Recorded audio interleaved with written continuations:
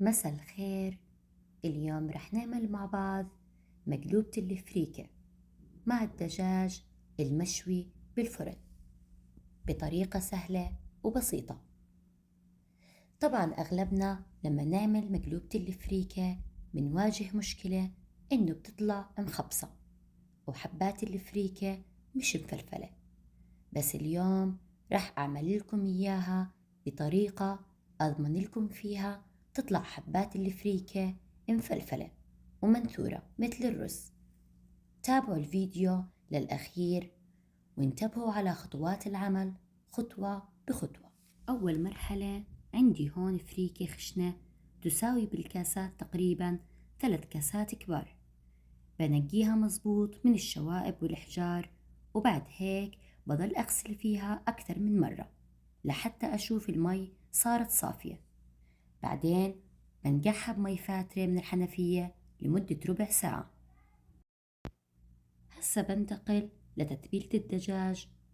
بحط بالجاط ربع كاس من زيت الزيتون، ومعلقة صغيرة من بودرة الثوم وبودرة البصل والبابريكا الحلوة، ورشة من الفلفل، ومعلقة صغيرة من القرفة، وربع معلقة صغيرة من الهيل المطحون، ومعلقة صغيرة من الكركم، ومعلقة صغيرة من الملح، وبهارات الدجاج، ومعلقتين كبار من عصير الليمون، وبخلطهم كويس.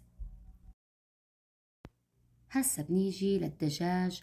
عندي دجاجة وزن 1100 جرام، نظفتها كويس ونقعتها لمدة نص ساعة بالملح والخل والليمون والطحين ورشة من البهارات. بعد هيك غسلتها ونشفتها، وهسا بعمل شقوق فيها بالطريقة هاي لحتى تتشرب كل الخلطة اللي عملناها. بعد هيك بنزل كل التتبيلة عليها وبفرك الدجاج بالخلطة مزبوط، وبنقعها بالتتبيلة لمدة نص ساعة.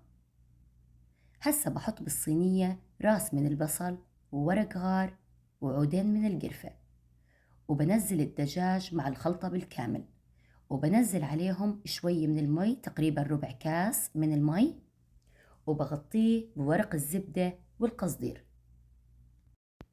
بدخله الفرن على درجة حرارة 200 لمدة ساعة. بهاي الأثناء بصفي الفريكة مزبوط من المي. راح أحكي لكم عن أول خطوة مهمة لتطلع الفريكة مفلفلة.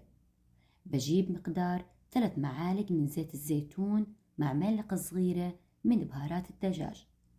بفرك حبات الفريكة مزبوط لحتى يتغلفوا بالزيت، وبغطيه وبخليه منقوع بالزيت مدة ربع ساعة. بعد هيك بنحط بالطنجرة معلقة من السمنة وبصلة مفرومة مع معلقة صغيرة من الكركم والثوم البودرة والقرفة والبصل البودرة، وربع معلقة من الهيل المطحون، ورشة من الملح ورشة من الفلفل. طبعا هسا بنزل الفريكة وبقلبها مزبوط، وبحط عليها مقدار كاستين من المي فقط. طبعا أنا استخدمت 3 كاسات من الفريكة، رح أحط عليهم 4 كاسات من المي، بس رح أقسمهم على مرحلتين. كاستين رح يكونوا على الغاز، وكاستين رح أحطهم على الفريكة أثناء ما أدخلهم الفرن. طبعا رح أحكي شغلة مهمة بالنسبة لكمية المي. 4 كاسات من المي كافية على مقدار 3 كاسات من الفريكة، لأنه الفريكة تم نقعها على مرحلتين، مرة بالمي ومرة بزيت الزيتون، فكمية المي مناسبة جدا.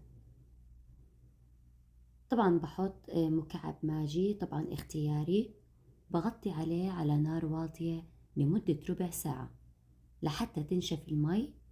بعد هيك بصب بصينية وبحط الكاستين المي الثانيات، يعني هيك بيكون الاستواء على مرحلتين، مرة على الغاز ومرة بالفرن.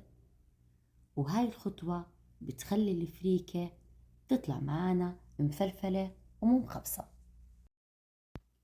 هسا بغطي عليه بالقصدير وبدخله بالرف الوسط على درجة حرارة 200 لمدة نص ساعة. طبعا هيك بعد ما استوى الدجاج برش على الوجه سماق وبحمره شوي، وبهيك عندي الفريكة صارت جاهزة. بسم الله ما شاء الله، طعم أكثر من رائع، وحبات الفريكة مفلفلة مثل الرز. بس اتبعوا الخطوات البسيطة اللي حكيت لكم عنها، ورح تحصلوا على فريكة جدا رائعة بالطعم والشكل، وطبعا نكهة الدجاج بالطريقة هاي مميزة جدا. بتمنى فعلا تجربوها، لأنها طبخة من الطبخات الرائعة والمميزة، وإن شاء الله رح تعجبكم.